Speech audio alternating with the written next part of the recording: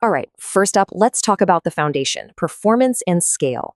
Look, these are the choices that will either make your app fly or, well, completely break it when that traffic spike finally hits. First big decision, compute. And you can bet the exam is going to hit you with questions about Cloud Run versus GKE. Here's the simple way to think about it. For most of your typical stateless web services, Cloud Run is your go-to. It's serverless, it's easy, and it scales down to zero. But when you have complex applications that need things like persistent connections or really fine-grained network control, that's when you bring out the powerhouse, GKE. Okay, pay attention to this one, because this is an absolute game changer for understanding high availability. Think of a zonal service, like a single VM, as putting all your eggs in one basket. If that zone goes down, so does your app. Regional services, like Cloud Run, are your bread and butter for resilient apps because they're designed to survive a zone outage. But if your app is truly mission critical, then you go global, distributing it across the entire planet. Seriously, getting this distinction down is absolutely crucial for the exam. All right, let's talk about speed, because slow apps are dead apps, right? Caching isn't just a nice to have, it's a must have for any high performance application. By sticking an in-memory store like Memory Store for Redis right between your app and your database, you can serve those common requests in under a millisecond. That's insane. It massively cuts down the load on your database and makes the experience for your users feel instantaneous. So your app has an API. Great, but you can't just leave the front door wide open, right? You need a gatekeeper. For the simple stuff like you just need some API keys, basic rate limiting for your Cloud Run service, API Gateway is the perfect lightweight solution. But when you need the whole shebang, developer portals, monetization, really complex security policies, that's when you call in the heavy hitter, APG. Okay, async stuff can get kind of confusing, so let's make this simple. Think of cloud workflows when you need to string together multiple steps with logic, kind of like a recipe. Use cloud tasks when you just need to reliably do one thing later, maybe with a rate limit. And Event Arc? It's the traffic cop. It listens for events from all over Google Cloud and routes them where they need to go. And here it is, the magic number for serverless. With Cloud Run, you can set your minimum instances to 0. You know what that means? If nobody's using your service, you pay nothing.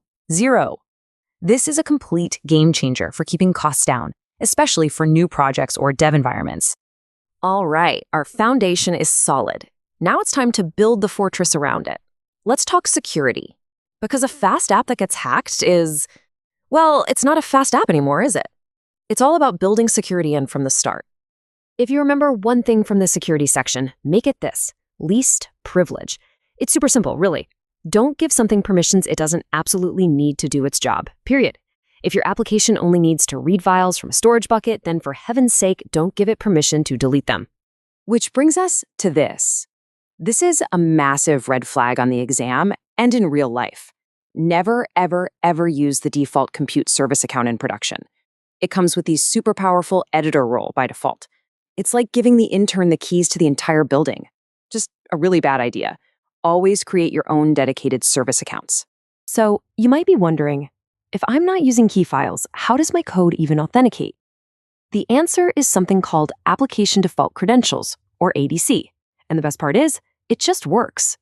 Your code runs on Google Cloud, and it automatically and securely picks up the permissions of the service account it's running as. No keys to manage, no keys to leak.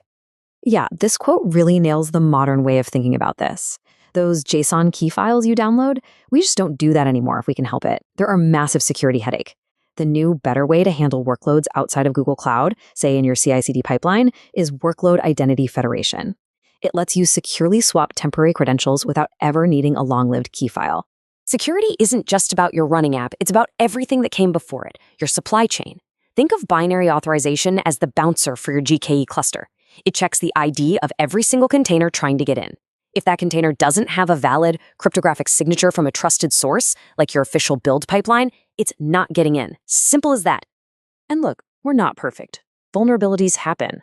The trick is to find them before the bad guys do. Web Security Scanner acts like your own personal, friendly hacker, constantly probing your public web apps for common holes. And artifact analysis is like a continuous background check for your container images, flagging known security issues.